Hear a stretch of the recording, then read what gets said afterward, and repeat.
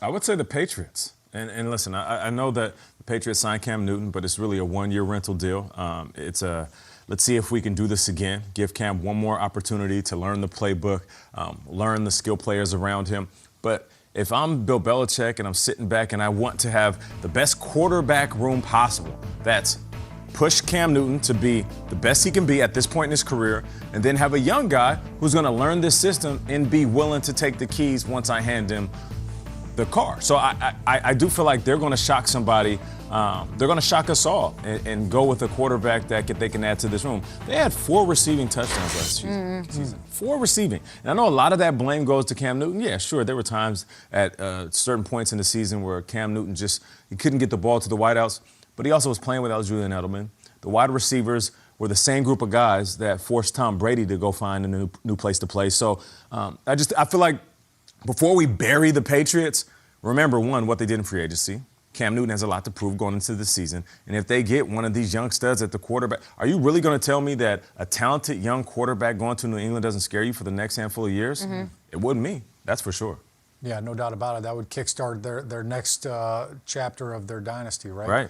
Maybe in the 6th round, who knows?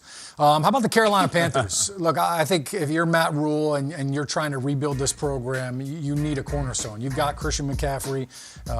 You've got some defensive pieces together. And if David Tepper, the owner, I'm sure he's saying, look, we're in this for the long haul. Let's get our guy. And they're sitting at number 8. And, Kay, you just showed that list from Lance Zierlein. He had Mac Jones sitting there at 8. You know, I think that absolutely they could jump on Mac Jones, and who knows? You know, we never know how the quarterback situation unfolds. That could end up being Justin Fields who could leapfrog in there. So I think for Carolina, they're looking at their division. We got the champs down there in Tampa. Yeah. We've got the Saints that are kind of figuring out their quarterback situation. Atlanta's reloading. We've got to find our guy, and we've got to start becoming competitors in this division. To me, how about the Washington football team sitting there at number 19, where you're probably not going to see a quarterback at that point, at least the way we're seeing these mock drafts falling. So they'd have to come up and get aggressive. Now, they've been there. Scott Turner's been to some of these pro days here. He was at Trey Lance's pro day. Doesn't seem like they're going to be anywhere near Trey Lance at this point. Expected top 3, I would think, at this point.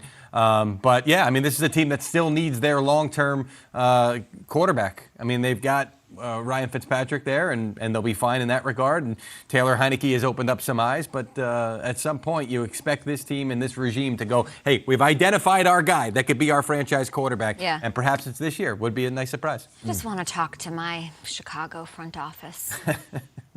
Nagy, Pace, I love you both as people. Sounds like therapy more than talking. I would just it gets tricky because Nagy and Pace, there's a year-to-year thing, a lot of pressure on them. What kind of decisions are they making now versus will they be making those decisions in the future? I would just implore you, if a Trey Lance, if a Fields, if a Mac Jones is sitting there, and he might be at 9, where the Broncos pick, just, hello, hi, get on the phone.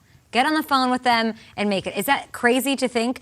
Because you're talking about the future. Andy Dalton is not my future. Andy Dalton is not. My niece Maya is not going to be putting on a Bears jersey anytime soon. Andy Dalton is not the future there. So I know that Andy Dalton might be solid this season. He'll keep Nagy and Pace afloat. I get it.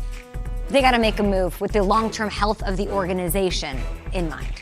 Or if you're Nagy and Pace and realize you got to win this year, I know you use it to surround Andy Dalton. I mean, it's an awkward situation for them right now, right? Because they've got to figure out. Sure, they might love to do something for the long-term health of the franchise. They got to save their own jobs first. Yeah, but if there's any of those quarterbacks that I just named waiting there at 9, just think of K. Don't think of yourself. Save yourselves. Think of K.